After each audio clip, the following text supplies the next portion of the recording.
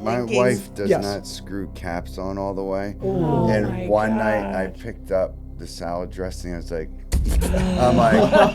I just threw it on the floor and walked away. I was like, I've asked 100 times. I can't do it anymore. I can't. Furious. I just can't. You're there. And she goes, what does it bother you for? I'm like, why do you care why it bothers me? I swore when we got a new house, the first thing I'm doing is putting self-closers on all the doors. Everything. Because I can't take it. Like, I don't Is that the real reason they were invented? It must be. Guy was married.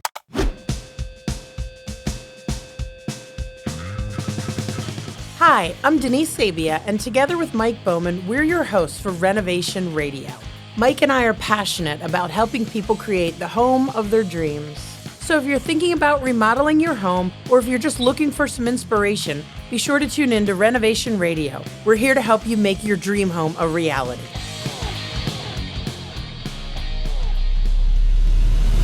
On today's episode, we have Greg Harth, the owner of Harth Builders. And the topic of today's episode is your favorite place to be. Oh, I love it. I know, because you made it up.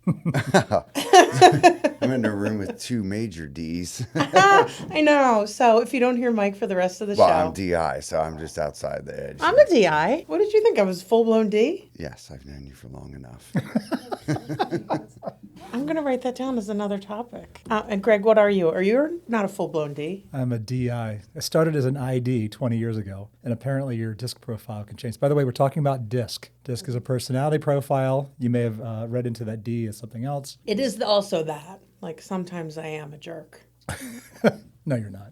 It's really a communication tool in our company that we use to understand how we receive information and how we listen. Yeah, I prefer to read over it like I'm reading my horoscope. It is kind of like that. Yeah, it's like reading. It's like an official horoscope. When you start talking about it, you're always like, I knew I didn't like them because they're SC. Yes. You know, they're no longer people. They're categorized by their personalities. Just can't relate with the deep seas. People put it on their dating profiles too. So I like Google it, but they do the other one, like the personality. It's like Myers-Briggs. Yes, that one. That's a whole and long string of letters. And then you Google it, and it's a lot of fun. But that's not today's topic. So today's topic is your favorite place to be. And the reason I picked this is because I feel like you did it. We've recently moved. We came into this big, beautiful new building that has room for everyone and so many different things that help us out every day. Everyone has more space. We're able to see everyone in the company instead of being split up like we were before. And I sometimes think about what you must think about of like,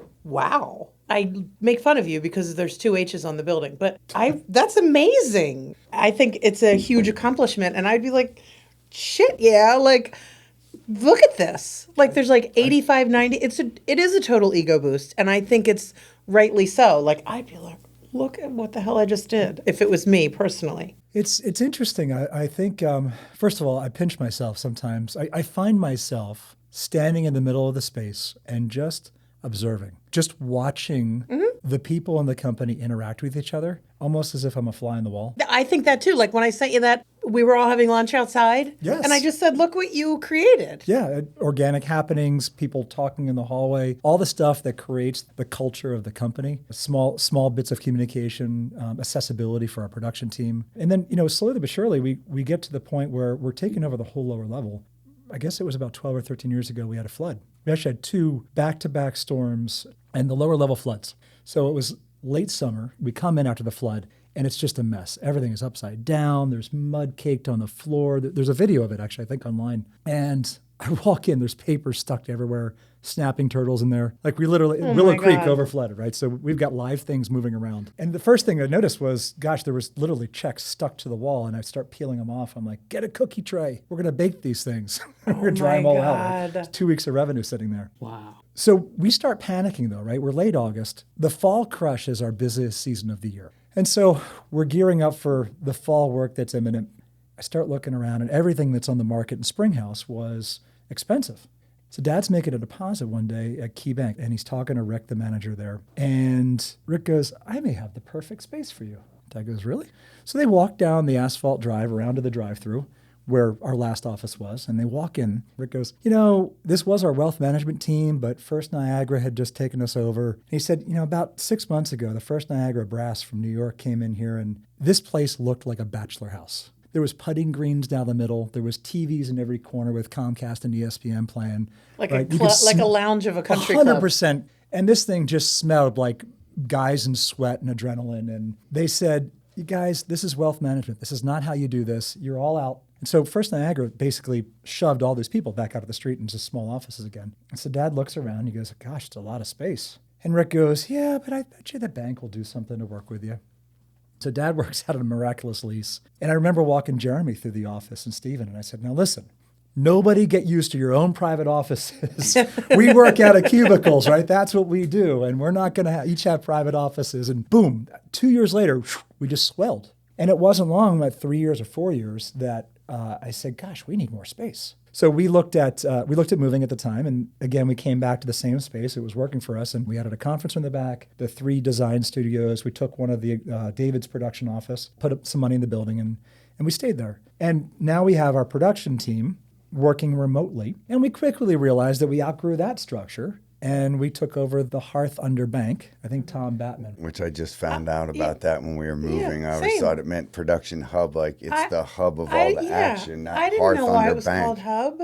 Yeah, until we were moving and it was Harth under Oh, bank. no kidding. Yeah, HUB. I thought it was just like, it's the hub. It's where all the action happens. A lot of our growth is done with the people that work here and the employees, right? It's not this corporate mentality where it's all numbers and producing. You make me feel like a person.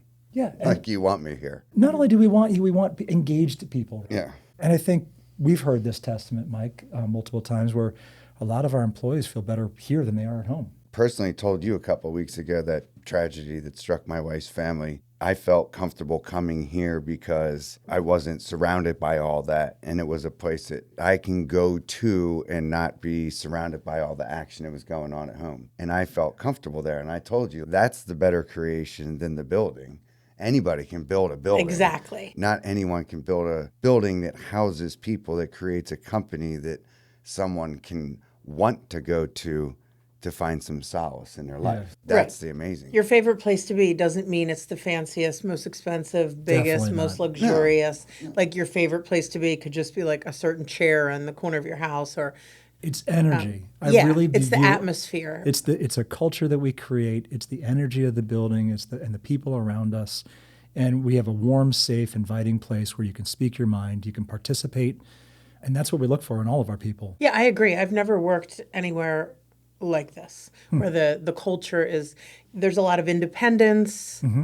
I don't want to say like leeway, but you're allowed to just like be you. And I feel like there's a lot of winners. When I first started working here, I remember being like, oh, this is hilarious. Like, when are they going to find out I don't belong? Like, everyone's so good at their job.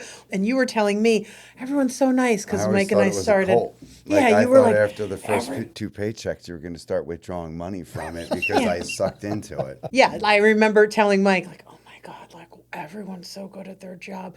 I think that as the company has grown, as each person joined us or left us, if we recognize often that when people join us, they're not the right fit, and we're holding them back from their full potential at some other company, right? Well, I always said, and I just said it this morning, meeting with Jeremy, Chris, and Mike Conroy, is the one thing that you have done and Jeremy has done is seen something in people and plucked them and put them in an uncomfortable spot to see if they sink or swim. That's how I feel. If they swim, that they're worth the investment to further on, because some people just fold and walk away. Crystal, we hired her. I told you I loved her. I don't know what she could do. You met her. Mm-hmm. You said that's the kind of personality we want in here. Hire her. We'll figure out where she belongs. And she's moved around and done everything. And she found her path. We found her path. And she's a great worker. And challenging her and letting her elevate herself. Yeah. And you can't teach the fit. Like it's either a personality fit. Yeah, it's right. Not learned. You can teach people how to estimate and use this document, but like you can't teach someone how to have charisma or work ethic or likability or. There are 3 things that we've always mandated, and a couple of thoughts on this, Mike. 3 things that we've mandated as what you look for when you hire. The first is work ethic. That's not something that you teach. That's something that your parents either instilled in you or didn't, or you had to develop out of necessity growing up. It's that grit. You sometimes learn it later in life. You sometimes learn it early in life. It's the self-initiative, right? to get up and find something to do, not wait for other people to give it to you. And the second is attitude. You either wake up at the beginning of each day knowing that you have an opportunity to make a difference today, or you don't, right? And there are people in the world that, and I don't enjoy being around them, that just wake up miserable every day. And my Right. God, I don't need it. Yeah. Check it at the door. So I think that's the nice thing why a lot of people who work here like to work here is because it really is enjoyable. Like I can work from home some days, but I choose to work in my office. I have more screens, but I also like it. I like the interaction. I like all the people. It's a great thing. And I did a little research before we did this segment. And I found this one quote, and it says, "The best rooms have something to say about the people who live in them." And I don't think it's just necessarily about what they look like, but it just happens to also be what we do, is that we do make your home your favorite place to be and reinvent your space. So I think there's a correlation because there is something about like being in like a dirty, messy, unorganized space that I doubt anyone would be like, my favorite place is like my laundry room where everything's a mess and there's crap all over the floor and I never get to it and I never fold it. Every time I walk in this space, right. it's just work. Yeah. So there's definitely like when we reimagine spaces for people, redo their kitchen or their bedroom, they are like, this is my favorite space now. But I think it's all about the atmosphere of the people you share it with. And yeah, and it's got a good feel to it. It's not this stucco building that's on the, that looks like every other commercial space. And it's a beautiful space. And everybody comments on it. And we've been showing it off with open houses lately too. I will commend you on the air. Denise, you're doing a fabulous job. Thank you so much for helping. Stop. The idea of the stop, flowers, stop. that was really creative. Create your own bouquet. Thank you. That's what I love about it. Like you take all my crazy ideas, like this podcast, and you're like, okay, I'm not sure you've ever said no to me, but right? Isn't that true? I don't say yes too fast though, do I? I'm not sure you've ever said yes, Yeah. but you have given me a company I credit card. believe that's and what I she just, came to me with. I'm Greg didn't say no. That means go ahead. Let's get Yeah. some stuff ordered. Well, I did used to with my ex-husband. Like I would say, like if you don't answer me, I'm going to assume that means that's a great idea. Go for it. So It's brilliant. I totally appreciate this. Like Mike and I have been talking Well, about talking this for before. years. How did we tell you about it? Do you remember? You half joked about it one time, and you talked about the name of this podcast that you and Mike were going to do.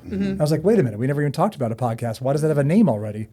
We've been working on it. You were, and I think along the lines you said, yeah, we just need a space to do it. And as we're looking at the warehouse, there was a conference room in the back, and I was like, well, this wouldn't be a bad room for a media room. And if we were to design it intentionally and set it up as such. And I like that you like let me run with that. I'm like, we're gonna paint this wall this. I did the little drawings. We found some furniture, chose the carpet together. I like that everyone listens to everyone's ideas, and I also like that no one really tells me no. Like this furniture, I found this on Facebook. This It's great, impressive, actually. It Someday, looks like it came out of a commercial listeners, restaurant. you will see what it looks like in here. But I found this furniture on Facebook Marketplace. They were giving it away, and I messaged Jeremy and I said, "Do we have a couple guys in a box truck and go pick up this furniture?" And I love it. Where that came from. Yes, that's how I did it. Something tells me if you say no to her, that's like driving twice as fast now. Oh, he said no. We're going to change that. Yeah, I don't like no. Well, but, Denise, thank you for running with it. Right. See, that got Isaiah. Brought us And you Isaiah. were another one that I remember when you came in for the interview. Right afterwards, Mike was like, "Yeah, I like him. He's our guy. He's our guy." So I Yeah, think I didn't like, want to talk you to get the other vibe. guy. I didn't want to talk to anybody Yeah. else. I didn't want to re-interview anybody else. I was Yeah. like, that's it. Although We're rolling. I didn't take no, and I made you re-interview everyone else. You're going to make No, me we didn't shed see a the one tear. guy. Aw. Yeah.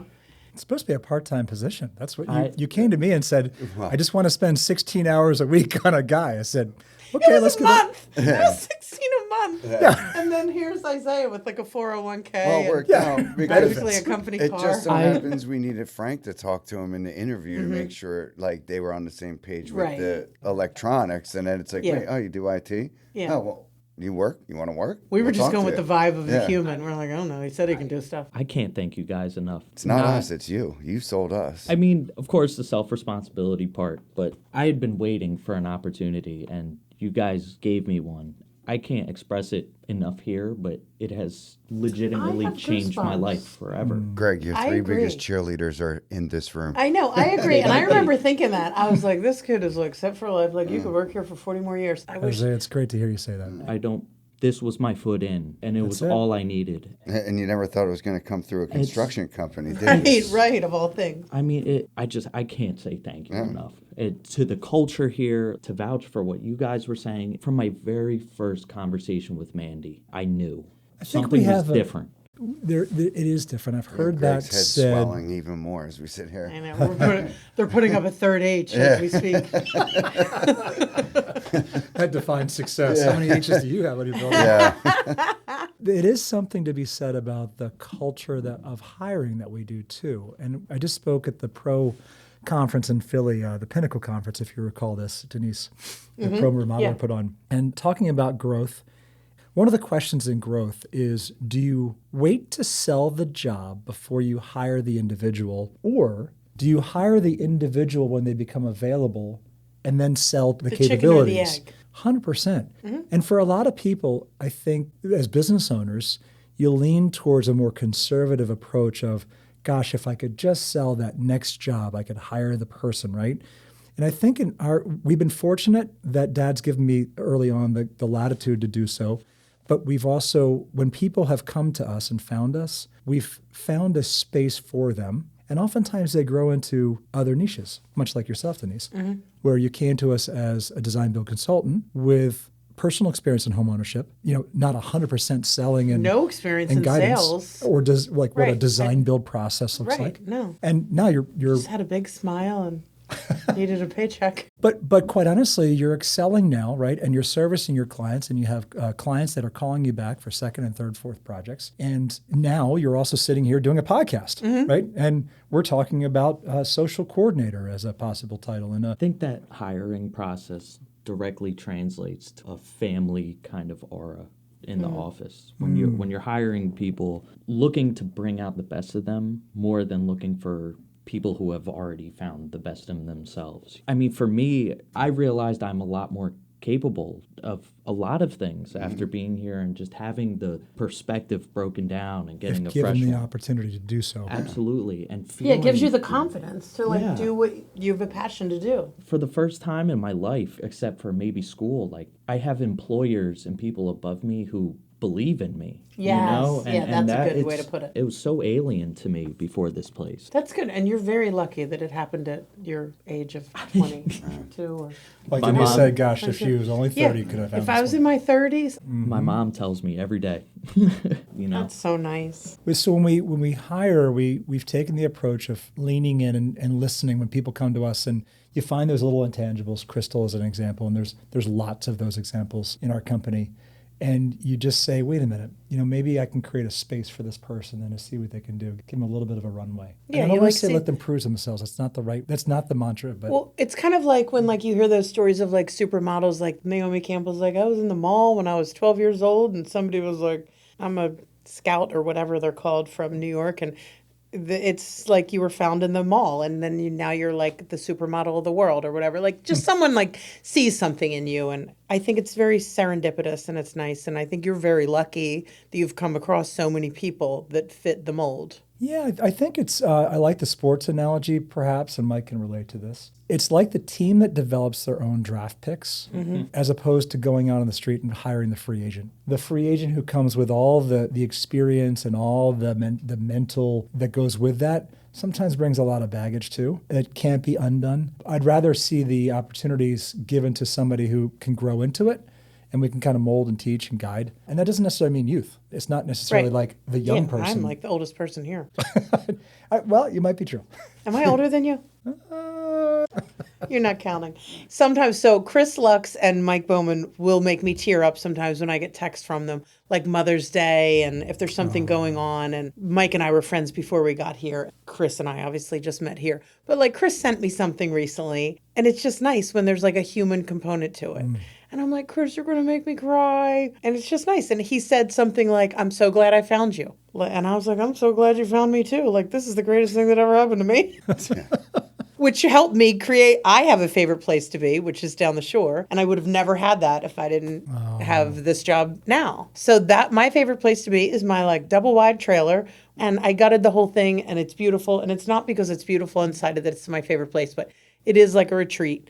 And it's my favorite place because when my kids have off from school, It's the most amount of time we spend together. Because when you have teenagers, right now we're like, it's off season. Everyone hibernate. See you Memorial Day weekend. But when we go down the shore, we're together all the time. It's close quarters. It's 3 bedrooms, but it's still a tiny little place. But there's a lot of light. And we get up and we all have breakfast together. And then we all go to the beach together. Light And that's and not love. normal. If you're here, they're like, you're going out and doing something with your friends. Yeah. So we're all together and we're together all day at the beach and we stop at Wawa and get our sandwiches and then we come home and we barbecue and we spend a lot of time together. That's the good stuff. And and for 4 or 5 minutes and then I'm like, ugh, does anyone not want to come down this weekend? So what is your favorite place to be, Greg? I was going to ask Mike his. I'd be curious right. to know what Mike's is. So Mike's has always been the mountains. We used to have a cabin as a kid. We went deer hunting for a week every year, and it was the only time my male side of the family were together. My father grew up pretty shitty childhood. It was enough to make him open up in comfort. Then as life grew on, my mind never shuts off. I need to go into the woods in complete silence to shut it off or Amen. just get away from it. And now where we go away, the phone doesn't work, and it's just peace and quiet and hearing the wind whistle and clearing my mind out. So that's it. It's being outdoors. Yeah. You know, So it's not even a room. So it doesn't even, right. No, but in my design and what I want to live in is bringing the outdoors inside.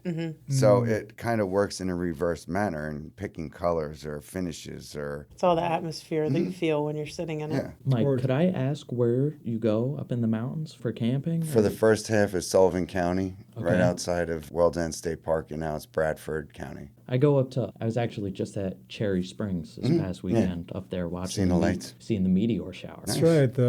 What's the meteor shower that came across? I can't remember what it was The one called. that comes every but 72 years? Yeah, it was. I mean, nothing beats the mountains, and especially when the phone service cuts out.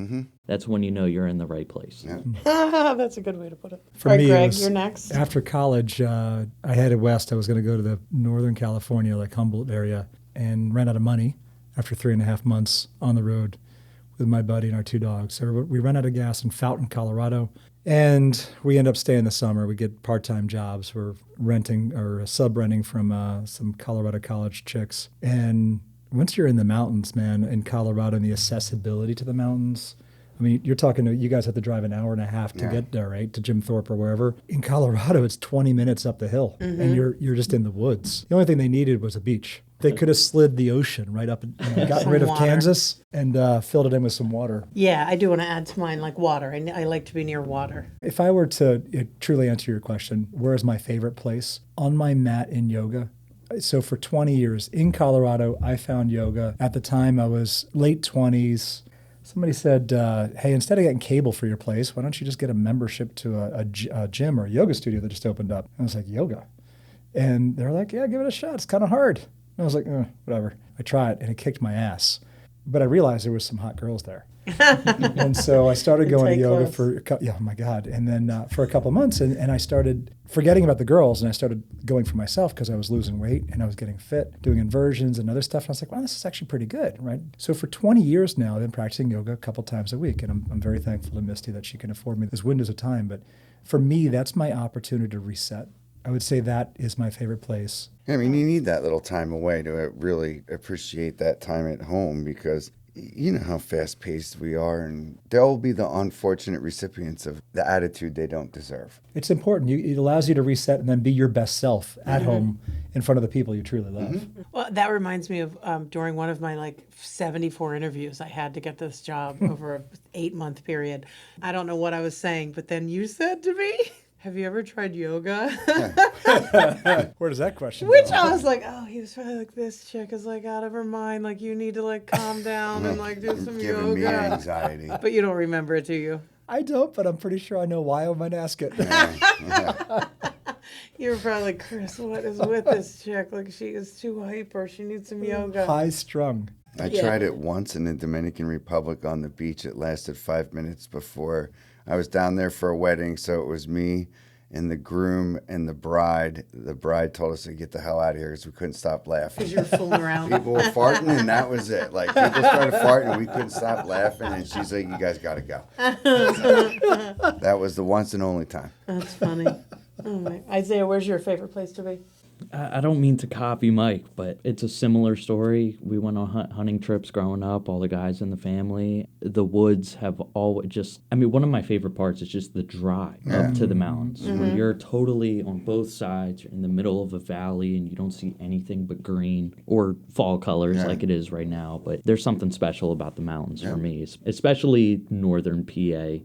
But I want to see all the mountains I can. I have to see what's We have going really on. old Colorado. mountains here. We do. We have the oldest, almost the oldest in the world. Ah, have you hiked the AT? Not the entire thing. I've done segments. Have you? But Segments is enough. You don't have to say you the did the whole thing. entire thing would be probably one of the top 5 things on my bucket list in life.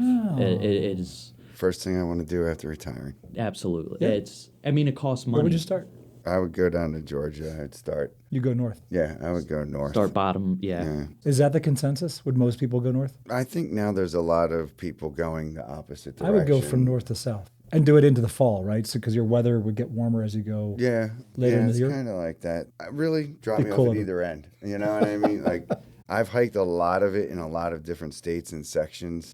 For me, it was, I want to see if I could do it because it has got to be horrible. Sounds Well, there are great. parts that are The spectacular. te- no, I mean the test of being able to get your body through that has got to be horrible. yeah. You know, and I mean that would be the self-accomplishment. It's just the beautiful scenery along the way is the addition. So We have a client, Tim Wagner, who also is a yogi. He goes away for 6 weeks in the summertime. He rides road bike, and I think he started in New Mexico last year, and then went all the way up to Canada and the Rockies Wow. for ass like couldn't take 6 that. weeks. Can you imagine that little bone in the back of your butt that hurts after 2 days of my riding? bike You riding can- stopped after I got 16. That's it. I'm done. You could probably cut glass with his calves. Yeah. he's super fit, and just the mental toughness it takes also. Yeah. Oh my. I think that's when it comes to almost anything physical activity related, you begin to realize how much of it is a mental leap Yes, it's not the versus an physical. actual physical leap. Yeah. All right. If you had to pick a favorite room in your house, what would be your favorite room in your house?